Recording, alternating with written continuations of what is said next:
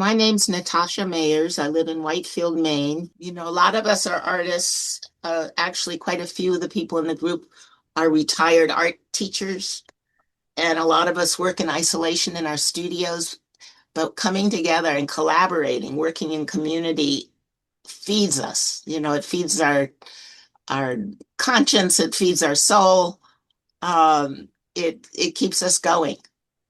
One of the sweetest things I think we've done in a while and most effective is we went for 4 or 5 days up to the Sabayak Native American enclave at Pleasant Point, which is called Sabayak.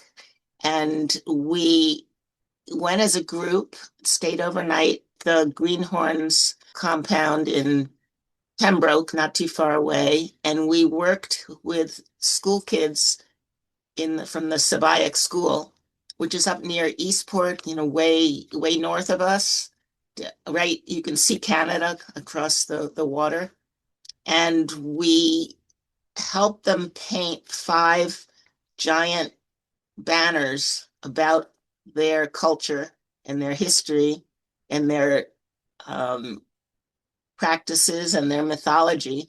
That's that I could talk about that, but what was more heartwarming and I think effective and important was that we worked with the one of the keepers of the language, and we with the kids we painted 75 yard signs with a word in Passamaquoddy and an image to go with the word to help teach the people on the reservation their language, because there's only the older people are the only ones who have the language. It's being taught in the school, but that's just a recent occurrence. So most people know very little Passamaquoddy, and so the kids made these signs. We put them up around the school, and then they got to be put all in people's yards all over the reservation. Oh, I do have to tell you about one other project recently.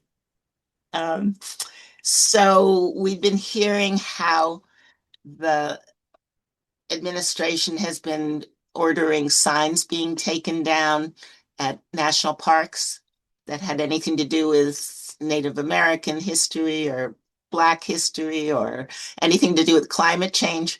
So we made 3 signs, and we had one of our members take it up to Acadia and do to take photographs of the signs in different locations around Acadia, on top of Cadillac Mountain and along the seashore.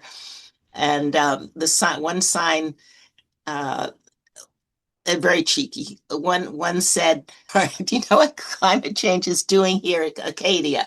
And then it says, "You don't need to know." And had a big X over. And then another one was, "Do you know this was Wabanaki territory? Indigenous territory. You don't need to know."